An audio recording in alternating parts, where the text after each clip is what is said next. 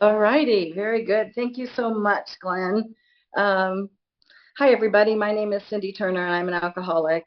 And because of God's grace, sponsorship, and Alcoholics Anonymous, I've not had a drink since May 12th of 1989, and I am forever grateful for that. And Glenn, you're absolutely right. It's all about the purple tomatoes.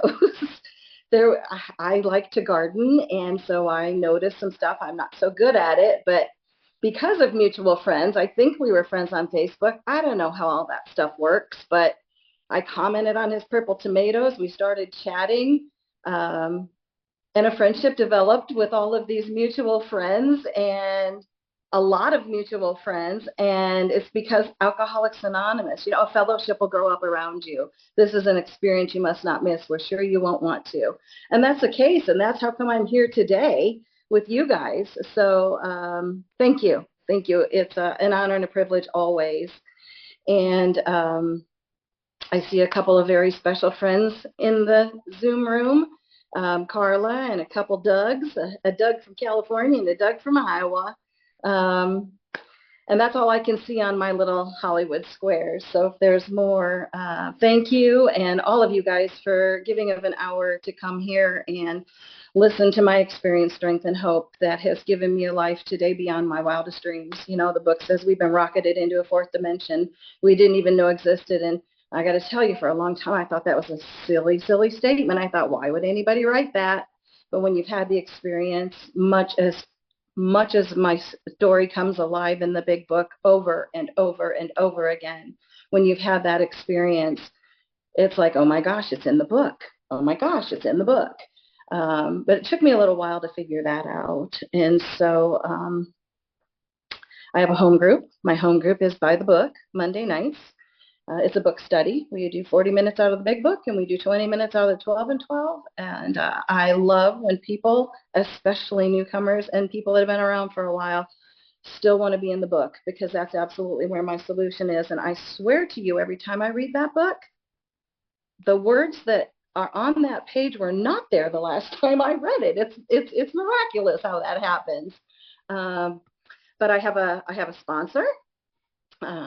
I actually had a very long time sponsor, and Peggy Martin was my sponsor for years. And she's on my heart because we're going to Cornhusker this weekend because I learned you go and you do and you participate and you put yourself in the middle of Alcoholics Anonymous. And she is a woman that definitely did that, and I followed her lead. And so we are going to be saying our final goodbyes to Peggy at a celebration of life this weekend. So that's laying pretty heavy on my heart. But I'll tell you, that woman has given me so much guidance and so much direction that I'm so grateful for. Didn't take me long. It was really hard. But I jumped in and I got myself another sponsor, Phyllis McCoy. I talked with her just about a half an hour before I came on here. She knows you, Glenn. Um, and I'm just happy I'm happy that I am sponsored and that I get to sponsor and that I'm just doing this thing the way I've been taught. And who would have ever thought that 35 years ago I would follow direction and guidance from other people because it was my way or the highway? And, I think back to my upbringing and, the first time I drank, I was 13. And I didn't grow up in a home where necessarily it was that rampant alcoholism that I had the perception of what maybe it was. Because you guys, I don't even think I knew what alcoholism was. I had never heard of Alcoholics Anonymous. I did not know there were recovery programs. I didn't know any of this. And what I found out was I have a disease of perception. Clancy would beautifully describe this disease of perception we've got. And I clearly have it, although at 13 you don't know. And as you're growing up, you don't know that you have this disease of perception. My reality is what I think. And what I think, I don't know where it came from. Because I'm the oldest of three girls. I had the same parents the whole time. And was there friction and dysfunction in the family? Yes, there was. But I guess some of my early recollections that if today I knew what I knew then, I would have had maybe a better understanding. Not that would have helped, because self-knowledge avails me nothing, but I, sorry, my foot's caught. I, I just go back to some of the moments when we come in here and we do inventory and we try to sort this thing out. And I go back to when I was the oldest, my dad would say, Cynde, get in that kitchen. And we always kept the liquor above, like it was mine, but I did sneak into it, above the refrigerator. And those bottles got a lot of attention. And he would say, Cynde, make me a gin and tonic, but make sure there's not much mixer in that. I want it to be gin. And my mom would be on the other side saying, no, no, no, don't, because she knew what was to come. And I inventoried this back to an early age. I was completely mixed up. I thought when my dad was restless, irritable, and discontent was the exact opposite of what it truly was. He had ease and contentment when he was drinking. And I thought, because of the way my mom reacted, it was just the opposite. So I had all this misconstrued confusion about it all, although a lot of interest, because why did those bottles get so much attention above the refrigerator? And I wanted to know. And the first chance I got, I took it and I drank it. And what happened for me is, I think, probably what happened for most of us, if we're sitting in this room at some form, at some time of your drinking, is that ease and comfort that comes with that drink as I ingest it. You guys, I'm the girl, I'm wound tight. Those of you guys that know me know I'm wound a little bit tight. And I was wound tight at 13. I think I was wound tight when I came out of the womb. And I mean, I was the girl that the shoulders were up like this, and I was just wound. I mean, I had springs inside of me that were ready to just pop. And I took a drink of that, and I'm telling you, those shoulders came down, and I got a relaxation over me. And I thought to myself, this is magic, man. I am going to do this some more. At 13, of course, it was periodical because I was 13. So I traveled along, and my parents did their dance, and we lived in that home, and it was always very, very, very important to my parents. What would the neighbors think? We had to act right when we walked out of the doors, even though there might have been, some major fighting and all that. By golly, when you walk out the door, you put on the face and you make it look good, because what would the neighbors think? And so that was kind of my upbringing. So as soon as I got to college and my parents were not there to keep their thumb on me, oh boy, I found out what this whole alcohol thing was all about, man, because I took drinking to a whole nother level, and I did it fast. And I did it fast, and I had the boyfriends that were old enough to buy alcohol. It did not matter if they were tall, dark, and handsome like I wanted. But if you were old enough to buy alcohol, you were in, because that's what I was after. And so I drank a lot, and I drank hard. And I was on temporary enrollment because I did not attend class, and I didn't do well because my main focus was to party and have a good time. Along with partying and have a good time, and that older boyfriend came a pregnancy. And when you got pregnant, you got married in my family.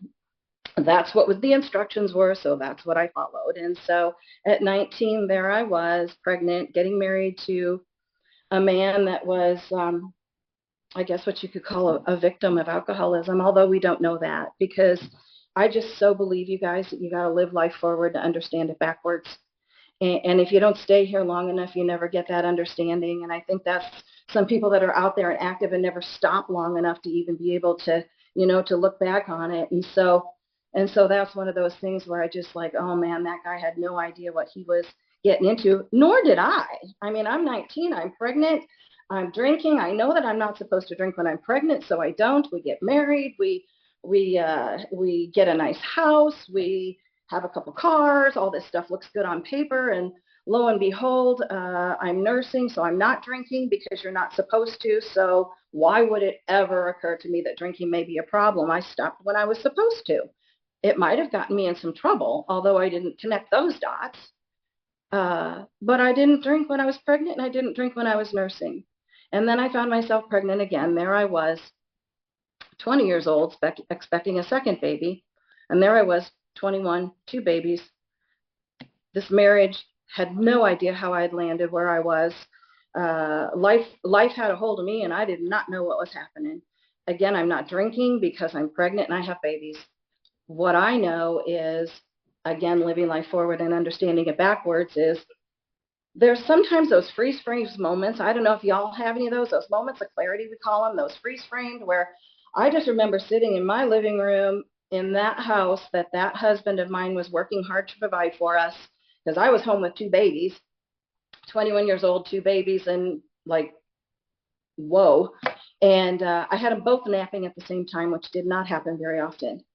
And I was sitting in that living room, and it was peace and it was quiet. And any, what I would say, normal person would probably just have that moment of, oh, this is good. You know, I'm going to enjoy this serenity. Well, I did not know what serenity was. I had not experienced it because I was an untreated alcoholic, not knowing that. And I'm sitting in that rocking chair, and I'm rocking that chair with those springs as wound as tight in my gut. And those springs, I swear I'm going to pop them off, and I am coming out of my skin. I'm in this beautiful home with these two healthy kids in a quiet space, and I am restless, irritable, and discontent, and I don't know why. And my mom walked in the room, and she's like, Cynde, what is wrong with you? And I said, I don't know. I don't know. All I know is I didn't sign up for this. And you guys, on paper, my life looked beautiful. But inside and in my head, I was a wreck. I was a wreck. And today I know it's because, clear as I'm sitting here today, I was suffering from untreated alcoholism, but I did not know that then. And so carried on, got moved away from my parents to run a business because my parents were in the motel business, got moved out of town, wasn't nursing babies anymore, didn't have my parents paying attention, had that hardworking husband, God bless him. He was a hard worker. He didn't do anything but go to work, pay the bills, provide, come home, be loyal, all those things most people look for in a mate. That poor guy, he would come home, and I would be like, you said you'd be home at 6 o'clock and it's 6:05. You know, I was that person. I was ugly. I was restless. I didn't even know I was ugly. So the marriage was challenged, to say the least, but he hung in there. He hung in there until it got to the point where I started going out, and there was a bar in the hotel that we were running for my family, and I got to be the bartender. And then, what a beautiful job for a person that doesn't even know they're an alcoholic, that's suffering from untreated alcoholism. And boy, oh boy, I loved liquor order days, because new liquor would come in and I got to try every single bottle.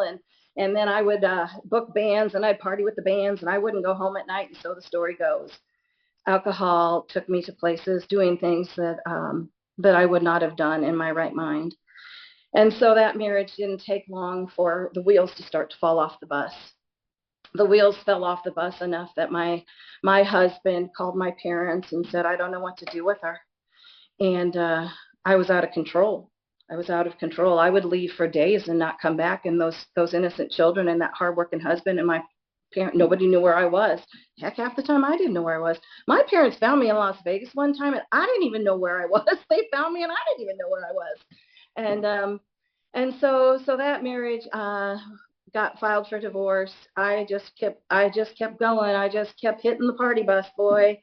And I thought I had arrived, and I was having some fun. And what happened is we ended up in court, and I lost those children because of my actions. My parents came up and testified against me to lose my kids. And, you know, I often think in the big book where it says wife or no wife, job or no job, today it should say kids or no kids, because, you know, that happens, and that was my story. And so those kids went with him, and I tell you guys, I hit it, and I hit it hard. And I thought I was having fun. And you know how the book also talks about sometimes women spiral from this disease far quicker than men. That is absolutely my story. So my parents cared enough about me to commit me, and they committed me into a mental institution because of their whatever reasons they had. They were not willing to look at the fact that their daughter was an alcoholic. And they committed me into a mental institution. So I got picked up by the sheriff and driven and delivered to a mental institution. And those doctors spent 4 hours with me trying to figure out why I had been committed to a mental institution, because they said, Cynde, there's nothing about you that qualifies you for mental illness, but you definitely are chemically dependent. So they allowed me to go over to the chemical dependency unit because there was one at this mental institution. I was court committed, so I had to live with the women on the open ward, but I got to go over there, and that was the best thing that ever happened to me, you guys, because I met you. They said you can go to an Alcoholics Anonymous meeting, you can listen to the lectures, you can do all that, but then you need to come back and live on the women's ward. And I'll tell you, I think that was my first resentment because they all got in the pill line twice a day and I wasn't allowed to. They'd all get, all ramped up, and I think sit down there and I'm like, I can't get my pills. But realizing that I needed to abstain from everything in order to recover. So I went over there and I heard my first person talk about alcoholism. And I attended my first Alcoholics Anonymous meeting. And at that meeting, I sat there, they were in a circle, and they read the readings like you read at the beginning. And I listened. For once in my life, I stopped and listened. I thought, okay, gig's up. You're not getting out of here for a while. You might as well make the best of it. And so I'm in that room, and they're going around that room after the readings. And as those readings are being read, I'm thinking to myself, oh my gosh, maybe there is something to this. And they're all going around the room saying, hi, my name is, and I'm an alcoholic. And I'm not kidding you. I was parched. I was breathing heavy. My palms are sweaty because I'm smart enough to follow the leader, thinking when it gets to my name, I'm going to have to say, hi, I'm Cynde, and I'm an alcoholic. And it was getting to me, and I'm like getting all ramped up. And it got to me, and I said it for the very first time, my name is Cynde, and I'm an alcoholic. And you guys, I was spent. I was like, oh, maybe.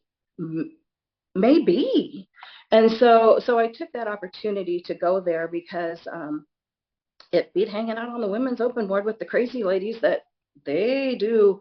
There's mentally ill people, and thank God for treatment for them and places for them. But so I got to go over there, and I met you guys, and I got out of the mental institution after I signed myself back in because I had taken some self-affirmation classes and I had started a ceramics project I had not finished yet. And I wanted to finish my ceramics project. I was very proud of it. And so I signed myself back in the mental institution so I could finish my ceramics. Truth is, maybe I wasn't quite ready to go home. But when I did go home, I got out and I went to my first meeting. I followed directions again, you guys, for the first time in my life. I decided, okay, I'm going to give it a whirl. And I did. And from that day till now, I've never had a relapse. I've never had a slip.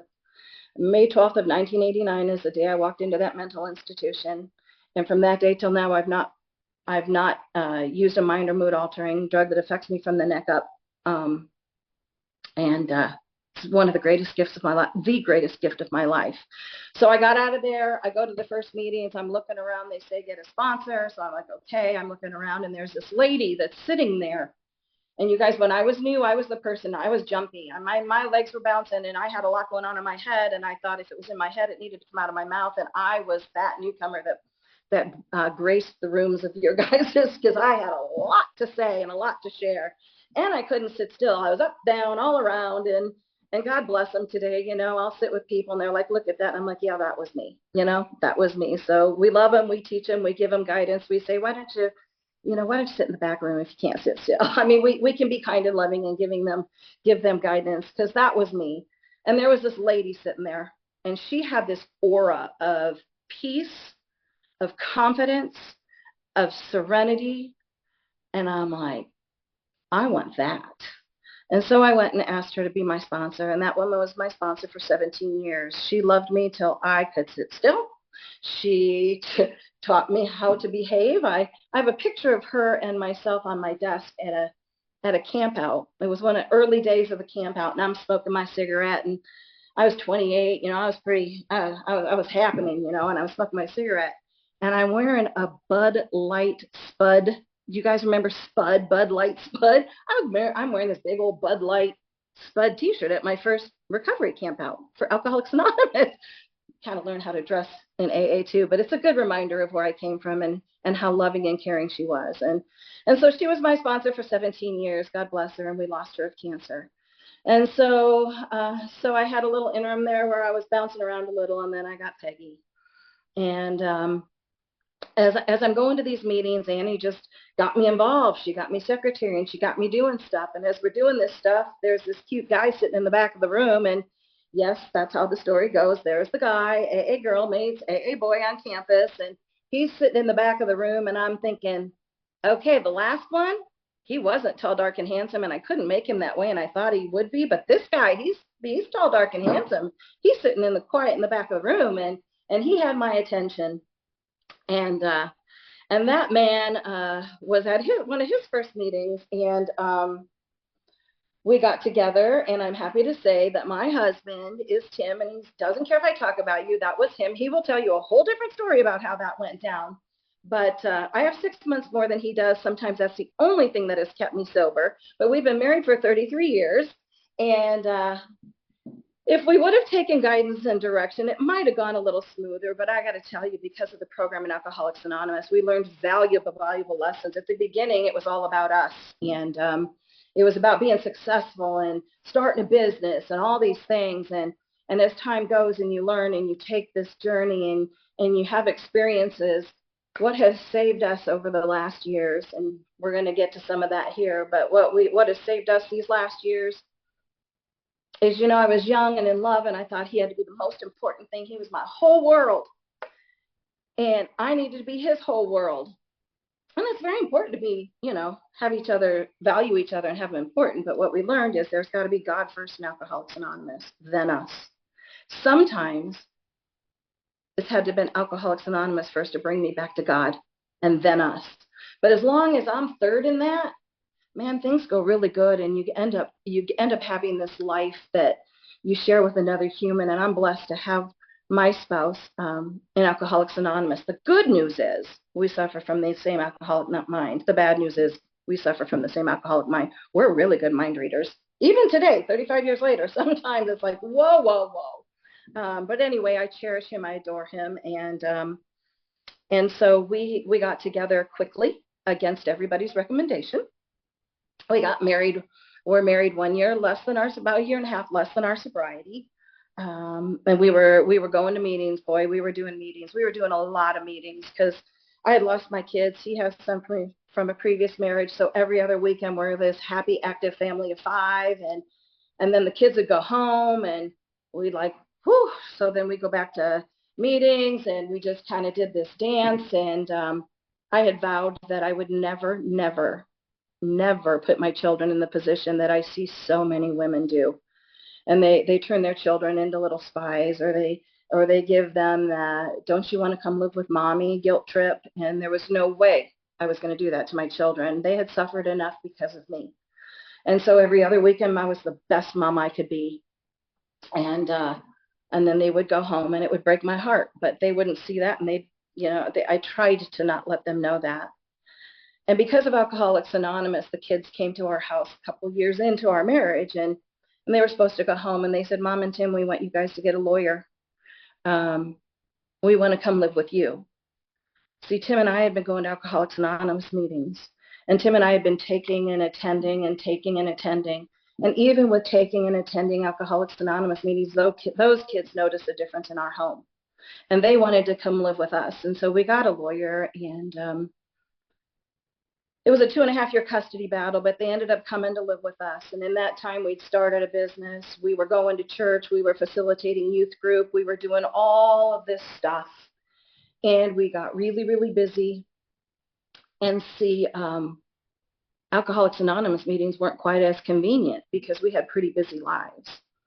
And so the very thing that allowed us to have that business, to get those kids back, to have that home, to have all that stuff is the very thing that we decided to walk away from.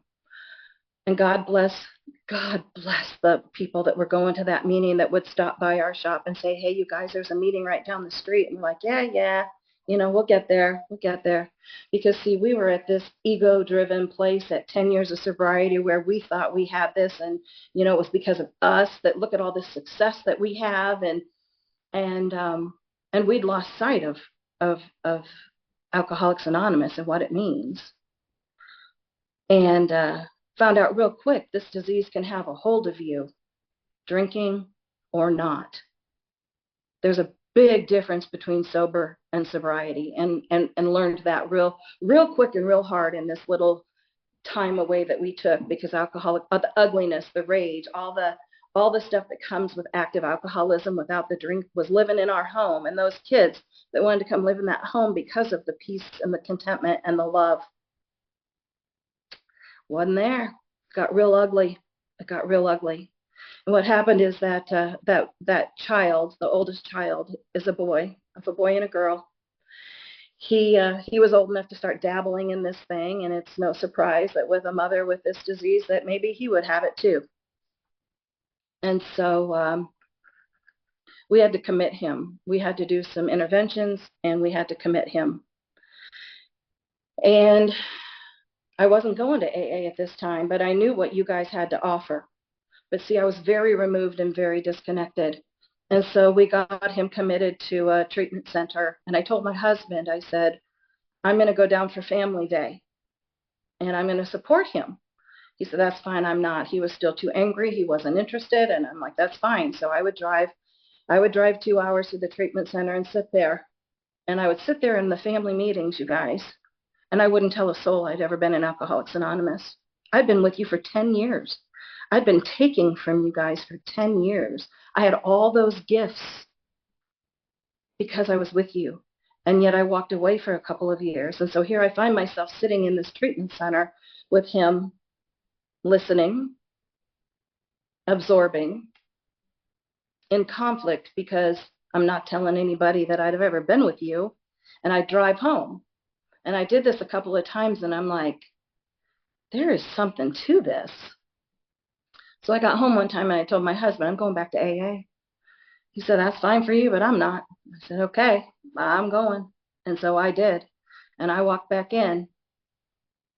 And you guys treated me with dignity and grace. You didn't belittle me. You didn't, you welcomed me back in. But I walked back in with all those inferiority, sick thinking thoughts that you guys don't want me here. You know, the ugliness that goes with it, all the insecurities. And I walked back in, and I became back a part of you guys, realizing that I had missed the boat the first time. Like I had sponsored one person, maybe listened to 1/5 step. I didn't really do the steps. I played with them, and I took. Yet from just taking from AA, all those things that we received were gifts of Alcoholics Anonymous. And so I'm back, and I'm realizing I kind of missed some of the boat here. It's that, it's those steps, and it's sponsoring, and it's working with others, and it's carrying a message. And so what happens is a few months later, we have a floor covering store. We have a business, and we hire blue collar workers, and a lot of them have drinking problems. And we had this installer, just a fabulous installer, but a severe alcoholic. And I had to let him go several times because of his drinking. And the last time I said, no more. We're not going to do this dance anymore. No. The name is Jerry, and great guy, but man, the alcohol would get in the way, and it'd be like, okay, Jerry, it's the alcohol or the job. And he'd say, gotta go, it's the alcohol. And I understood that, and Tim understood that. So he comes walking up the street one day to our shop, and I see him coming, and I said to Tim, oh, no, this is a no day, not a yes day, because my husband has a soft spot for struggling alcoholics. And so he had agreed, no, we're not going to take him back. Little did he know, when Jerry walked up to the door, he said, hey, I just got out of treatment, and they tell me I need a sponsor. Will you be my sponsor, Tim? Tim said some colorful words that I won't share, but it was like, I guess that means I'm going to have to go to meetings. And that's what got him back in the door. You never know what's going to get you back, but that got him back in the door, you guys, and our life took off because we became active, good members of Alcoholics Anonymous, doing what we were supposed to do, and figured out that there's a big part of giving back, not just taking. And so we started giving back, and we started sponsoring, and we started hiring only recovering people, and we had this sponsorship family just starting to blow up and grow up, and we're all kind of doing it together, and we would have a big book study in our warehouse. We had a carpet store, a floor covering store, and we'd have buckets of glue and rolls of carpet. We'd have big books laying all over the place, and our customers would come in and see these blue books. It's like, yeah, what we do. And so we would dissect that big book every Wednesday night at 5:00, and people would come, and we would do this. And we did this for years, and we'd get new people. And by this time we have a lake house, and we have boats, and we have jet skis. And I don't know about you guys, but I got to tell you, in Iowa, 4th of July is a big drinky party. So we decided, when I was new, I thought, never will I have fun again. But as long as I don't have fun and don't hurt people, then I can roll with that. So I found out you can have a whole lot of fun sober. And we wanted the new people that thought the way we did to see that you can have fun. So we would have our sober 4th of July party at our house. And we'd have the jet skis go out, people tube and float and boat and eat. And we just have a good old sober 4th of July party, because it's a tough one for new people. Sometimes it's a tough one for long-term people, because it's a big party holiday. And so we're playing on the water. It's a busy day on the lake, and we always pull everything up and have a big feast and then go out on the boat for fireworks. We'd done this for a few years, and we had this new kid there that my husband was sponsoring, on fire for recovery, getting his daughter back the next week, moving into transitional housing, loving life. And 2 of the guys that Tim sponsored wanted to go back out on the jet skis, and we're like, yeah, go ahead. We're not quite ready for dinner yet, and it's always the buddy system, 2 go at a time. And so 2 of them go out, and only one of them comes back. And only one comes back is because this new kid that's on fire for AA got in a head-on collision with a boat. And what happens when there's a head-on collision with a small vessel and a big vessel is small vessel loses, and he lost his life that day at the sober party at our house at the lake. And I learned a valuable lesson that day. Once again, Alcoholics Anonymous, thank you, to learn this valuable lesson that I use today still, is you've got to focus on the facts, not the feelings. Because the feelings were, if we wouldn't have had that party, if we wouldn't have let him go back out, all these if, Joe would still be here. He wouldn't have lost his life. The facts are, it was a horrible, tragic accident. It was nobody's fault. It was just a tragic accident. But you guys rallied around us because we shut our windows up and we did not want to play on the lake anymore. That was too painful. And you guys rallied around us to lift us up, to get us back in the groove. And so we did. And this starts a little chain of get ready. Thank God for Alcoholics Anonymous and its beautiful ballet and and all our parts in it, and the moving pieces, because all of these needed to be in place at this time as this journey continues in our recovery, when we're active and we've got people we're sponsoring around us. Because shortly after that, our daughter got married. And so we went from probably the lowest part of our life to the highest part of our life. And my because of Alcoholics Anonymous, my daughter asked my husband, her stepdad, to walk her down the aisle. And she has a bio dad, that dad that I kind of, anyway, he wasn't real active in her life by this time. And because of Alcoholics Anonymous, my husband said to her, Jenny, I am honored and I'm happy to walk you down the aisle, but I don't want you to be older in your life and have regrets that you did not include your dad. And only because of AA was he even able to think that way. And so she had them both walk her down the aisle, and it was beautiful. And Tim gave the toast of the father of the bride, and he's spewing out our language, because we have a language. He's spewing out our language, and people are like, man, where did Tim learn to talk like that? And it's like, oh, it's a secret society. Come along and join us. And so we got through that wedding, and it was beautiful. And then after that wedding, we have an event, we have a rally, a weekend thing that we put on in our hometown, and Tim and I are chairman of it. We were on our way to the airport to pick up the speakers, and it was winter and there was black ice. And we were coming down a hill, and there were 3 of us in the car, and did not know it was black ice because you cannot see it. And one of us, and none of us to this day know who said it, was like, uh-oh, this is going to hurt, because we started coming down a hill that intersected with the highway. And there was a lady booking it right along here, and we shot through it, and we got hit. We got T-boned going 60 miles an hour, and I got the brunt of the accident. And so I had broken hip, broken pelvis, broken ribs, my whole right arm was blottoed. I was pretty laid up. It was pretty bad deal. Was in the hospital for a long time. I had to learn how to walk. I had to go from bed to wheelchair to walker to cane. And who showed up but you guys? And you know what? My sponsor used to tell me, and she'd give me these CDs to listen to about how AA comes alive and they rally around. And I'm like, that is just so nice. That's nice for you. I had never, ever dreamt that that experience would come alive for me, and it did. And you guys came and cleaned my house. You brought meetings to my home. You did all of this because I wasn't able. And so we got through that. A little while after that, my husband was in the doctor's office, and the doctor said, yes, yes, it's a tumor. Yes, it's serious. And yes, you have stage 4 bladder cancer. You have an 18% chance of surviving. And that was the news we walked out with. We both called our sponsors immediately because we together was too much, you know. So we got guidance and direction on that. And I'm happy to say, after a 14.5-hour surgery at Mayo Clinic, my husband just last week celebrated 15 years of no evidence of disease from an 18% chance of surviving. You guys, miracles happen, and people need to know that somebody makes up that 18%. And who comes alive again but you guys driving to Mayo Clinic in Rochester, Minnesota from Iowa, 3.5 hours just to sit there when he couldn't see people. You were there outside the room just knowing. You were praying for us when he could barely breathe. And here comes AA again.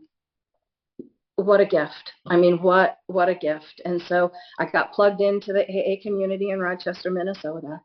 And so we got through that, and we got home, and we're like, whoo, he got recovered. And we're like, that has been a ride, man. You know, we like to travel. The Turners are travelers.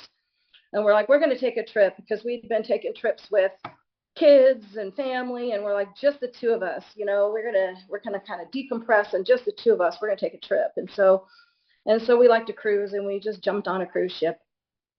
And when you're on cruise ships, they slip this little thing under your door. Because when we travel, we go to AA meetings. We're big Hawkeyes, and whenever we travel, in our competitor's town, we gear up and we go to AA meetings. And so we go under. They slip under the door this paper that says Friends of Bill W, and it tells you what library it's in. So you go, and so we went, and nobody showed up that day. Another thing I've learned in AA: it's not about what they do; it's about what I do. I did my part, and so we went on to dinner. And what happened was, when we were going to dinner, our stateroom phone rang, and the phone rang and said, concierge has an emergency phone call for you. Please come down. And it was that moment where you just know, but you don't. And so you don't say much. You know, we're just both a little tense, like we don't know. Is it the kid? My parents, they're on a trip to the Far East. They're doing their thing over wherever. Is it one of the kids? Is it, you know, you're just like, you're not breathing very well, and you just need to hold your breath and get down there and pray. Thank goodness I pray. Because what I learned was another thing that's in the big book. I swear to you guys, if it's in the big book, you'll probably have an experience. Because we went to that meeting and nobody showed up. But the big book of Alcoholics Anonymous says there will come a time in your life that you had better have a God in it, because that's all you will have to rely on, is you and that God. And I'm telling you, right there, right then, that's all I had. I'm in the middle of an ocean. My husband was there, but I'm in the middle of an ocean, and that's all I had was that prayer. And it's like, oh my gosh, it's in the book. And so I go down there and we make a call. And with that phone call, they dialed up my sister. And they said, Cynde, she said, Cynde, Mom and Dad are in Jakarta, Indonesia. They'd just gone out for my mother's birthday to celebrate her birthday. Her best friend, widowed best friend, was with them. And my dad came back to the hotel room and had a massive heart attack and died in Jakarta, Indonesia. And so I had to pause. Another thing I learned in AA, the pause. I had to pause because I wanted to scream. I wanted to holler. I wanted off that ship. I wanted to misbehave. But I paused and I prayed. And we got off that ship and we got back. And thank God my mom had her best friend with her, because what we found out was that my mom and dad were very close, and my dad did all the business stuff. My dad did, you know, took care of most everything. And what we had found out is that my mom had been diagnosed with mild cognitive impairment, early Alzheimer's, and my parents had not told us. I mean, we had some signs that she was getting forgetful, but it's always the, oh, we're getting old, and that song and dance. And they said, your mom and dad could have gone like this for years because your dad did everything, but then all of a sudden dad's gone. Mom couldn't even tell us that she'd been diagnosed. I mean, it was a deal. It was a deal. So dad's gone. And so now we start trying to figure out, okay, what's this look like? I live in Iowa, I have a second home in Arizona, thank goodness, in the same community where my parents' house was. And so I got active and involved in facilitating for that because mom declined quickly and needed care. She started eating dog treats for dog biscuits for, she just didn't know. And God bless you if you ever have had anybody in your life with Alzheimer's. It's a ride. But we needed to get her care. And I have a sister there and a sister here. And I'm the oldest. So I'm the oldest, but the sister there was kind of mom's favorite. So she kind of got to rule the roost until we hired in-home care because she needed it 24 hours because it was dangerous. And it's still hard to talk about, you guys. We had a lady that lived there from Sunday to Wednesday, and Wednesday to Sunday they flipped, and it was always the same people. And we found out that my mom, when you hear the stories about elders being physically abused that have Alzheimer's, my mom was a victim of physical abuse by her caregivers in her home. And I've got horrible, horrible photos proving and all of this. And she was abused badly, and she couldn't tell, and she didn't even know. And so the kicker on that is we're like, okay, we're going to get her right into a home. And my sister in Arizona know. What we come to find out is my sister in Arizona was aware she was being beaten. She knew that mom was a victim of that abuse in her home and didn't tell us. And she didn't tell us because she knew we would move her into a facility, and she didn't want to be in a facility. Well, that whole situation got overrode because my sister and I here overrode her and said, we're getting her into facility. So we got her into a memory care facility quick, and it was ugly and it was hard. But because of Alcoholics Anonymous, I could take that god awful resentment towards my sister and still function and not live in hate. But it'll challenge you. And so we got mom moved into a memory care facility and started visiting, you guys. And I just fell in love with these Alzheimer's patients. They're just a blast. It's really, I mean, if you put it in the right perspective, again, here I go back to that darn perspective, you put it in the right perspective. But what happened was we got her in and we were getting settled, and she found a friend, and I'd go visit, and we were having a hard time with sister that didn't want her there because, she would take notes that there was dirt on the floor and report it. And, it was hard enough going through what we were going through, but that's petty. What happened was then we got comfortable. We were kind of having fun with it, and COVID hit. And she hadn't been there but a couple of months, and COVID hit. And she was serious enough that we could not talk on the phone with her. We could not face chat. We couldn't because she didn't understand it. And so there I was, 4 miles down the road in my home, and I couldn't go see my mom. I couldn't talk to my mom. I just had to take the reports from them and just have faith. And what happened was she fell one time. They had to take her to the hospital, and I said, they called me, and I said, fine, I'll be there at the emergency room. And they're, no, you can't. It's COVID. You can't. And I'm like, well, who's going to advocate for my mom? Nobody. So I would get reports that she'd be in the hospital with restraints because she was terrified. And I got to tell you guys, I learned a whole nother level of powerlessness and acceptance from that whole situation because there was nothing I could do. And what happened was she declined rapidly. And so when they could see the writing on the wall, they called. And because it was Arizona, we were not allowed to go in yet because of COVID. But they said they knew that the time was coming. And they said, if you come here, we will wheel her outside, because it was Arizona and you could do that. And it was in the winter. And so I flew down I flew down and I saw very quickly that mom wasn't going to be on this earth for long. She had declined rapidly. COVID had robbed every bit of lucidness and every memory I could have had with my mom from that time. So that takes some work, but I vowed to my husband, and with his support, I live in Iowa. I don't live in Arizona. I winter there for a few months. It's winter. It's COVID. Nobody's traveling. But I said, and with his graces, I'm going to go see mom once a month because I don't know how many more times and opportunities there's going to be.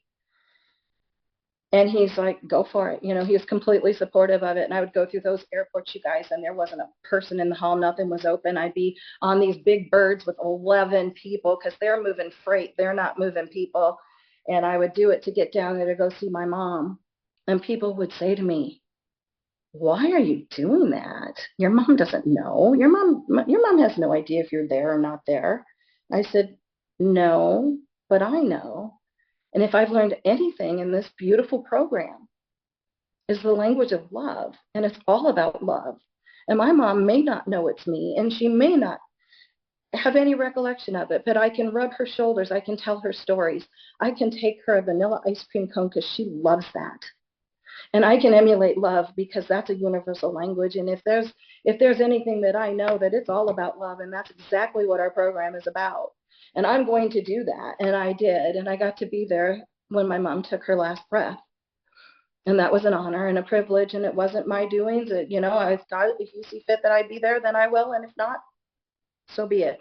I was squared up because of this program. I was squared up. And so mom passed, and that was quite a journey, and that was quite a time. But I would come back and I'd see the girls I sponsor. I'd see Allison. You guys know Allison. The first time I saw Allison in Arizona, she looks at me and she said, Cynde, you're different. And the girls I sponsor, we'd get together, because we hadn't been together much because of COVID. And they're like, you're different. Is it losing your mom or is it what? And I said, all I know is that I'm on a path to seek to enlighten my spiritual life. And even with the tragedy, there's good. If I focus on the love and if I focus on the program of Alcoholics Anonymous and helping others. And so I don't know. So I got this group of girls that I sponsor, and I've been struggling to come up with a name for us because when you're Peg Martin's sponsee, you're called Peg's Pride. And another one of my friends says she's Beth, and hers are Beth's Babe. And I was just trying to come up with what can these girls that I sponsor be called? Because I'm sponsored one way, so I try to sponsor that way because that's what's attractive to me and that's what worked. And Peg used to always say, oh, honey, get ready. People are going to say you've been Martinized. And I'm like, I am the proudest person ever to be Martinized. And so now I'll tell the people we sponsor, uh-oh, you've been Turnerized. But so I was coming up with a name, and I'm like, I came up with it. And you even talked about it in one of the readings. And my girls group is called Cynde Seekers, and how appropriate for us because we are continually seeking. And we are seeking so that, a quick little story here, and I'll end with it. We had a gentleman in our club, a habitual relapser. The man was such a habitual relapser that he would go to prison for drunk walking because he was so habitual. And you never know who's going to carry a message, just like we didn't know Jerry would get Tim back into AA, just like we didn't know my son, who, by the way, if you got prayers in your heart, send him up for Jeff to find his way. He's a lost soul. But here's this man, and you don't know where you're going to get the message. You don't know. And so you need to pay attention. And he was up at the podium, and he said this thing that was so profound, which what I'm going to leave you with. And I had one of those old tattered paper plates because we like treats at our club. And so I grabbed it because sometimes I can't remember stuff right. And I wanted to remember this verbatim because it was so powerful. And I'm going to leave you with it. Is don't let the life AA gave you take you away from the AA way of life. Thank you for spending an hour with me.